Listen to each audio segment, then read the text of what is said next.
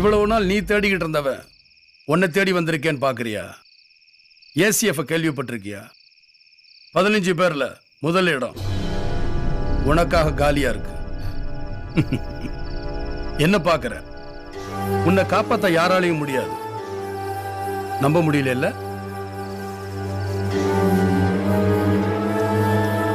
உனக்கு 2 சான்ஸ் தரேன்.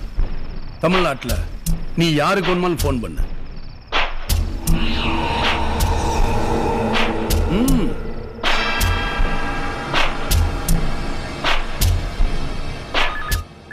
ஹலோ, நான் பத்ரிநாராயணன் பேசுறேன். ஏசிஎஃப் ரமணா என்ன கடத்திட்டு போக வந்திருக்கான்.